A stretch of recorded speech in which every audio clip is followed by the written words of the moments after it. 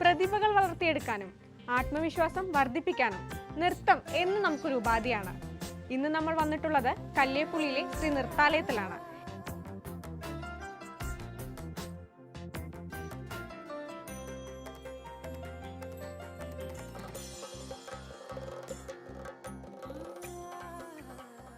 അപ്പോൾ ഈ ശ്രീ നൃത്താലയം തുടങ്ങിയിട്ട് ഇപ്പോൾ എത്രയായി?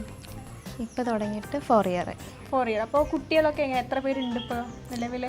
ഇപ്പോൾ 20ഓളം കുട്ടികളുണ്ട്. അങ്ങനെ സ്കൂളിലൊക്കെ പോയി പഠിപ്പിക്കാറുണ്ട്. സ്കൂളിൽ നമ്മൾ എങ്ങനെയാണ് പോയി പഠിപ്പിക്കാറെന്ന് വെച്ചാൽ എങ്ങനെയാണ്? നമ്മളെങ്ങനെ ക്ലാസ് ആയിട്ട് പോയി എടുക്കുകയാണോ അതോ അവർക്കായിട്ട് പീരീഡ് കൊടുക്കണതാണോ? അതെ, ക്ലാസ് ആയിട്ട് നേരത്തെ എടുത്തിട്ടുണ്ടായിരുന്നു. ഇപ്പോൾ വീട്ടിലെടുക്കുന്നുണ്ട്.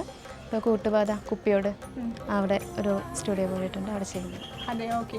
അപ്പോൾ ഇങ്ങനെ നമുക്ക് ഓൺലൈനായിട്ടാണോ ഓഫ്ലൈനായിട്ടാണോ ക്ലാസ്? നമ്മൾ രണ്ടും എടുക്കുന്നുണ്ട്. ഓഫ്ലൈനും എടുക്കുന്നുണ്ട്, ഓൺലൈനിൽ വരുന്നുണ്ട്. അപ്പോൾ അബ്രോഡുള്ള ആൾക്കാരൊക്കെ ഉണ്ടാവുമല്ലോ, അവർക്ക് നമുക്ക് ഓൺലൈനായിട്ട് എടുക്കുന്നുണ്ട്, ബാക്കിയുള്ളവർക്ക് ഓഫ്ലൈനായിട്ട്. ഓക്കെ. അപ്പോൾ ഇതിപ്പോൾ നമ്മൾ ഡാൻസ് എല്ലാവർക്കും ഒരു ഇഷ്ടമാണ് കളിക്കാൻ, എല്ലാവർക്കും ഇഷ്ടമാണ്. അതുപോലെ തന്നെ നമ്മുടെ ഹെൽത്തിനെ കുറച്ചും കൂടെ ബെറ്റർ ആക്കുന്ന ഡാൻസ് ആണെന്ന് കേട്ടിട്ടുണ്ട്. അപ്പോൾ ഈ ഡാൻസിലോട്ട് വരാനുള്ള കാരണം എന്തായിരുന്നു? കാരണം ചെറുപ്പം മുതലേ ഓരോ കുട്ടികൾ കളിക്കുന്ന കാണുമ്പോൾ അതിനോട് ഇൻട്രസ്റ്റ് ആയിരുന്നു. അപ്പോൾ അന്നത്തെ സിറ്റുവേഷനിൽ നമുക്കധികം കളിക്കാനൊന്നും പറ്റാത്തൊരു സിറ്റുവേഷനായിരുന്നു.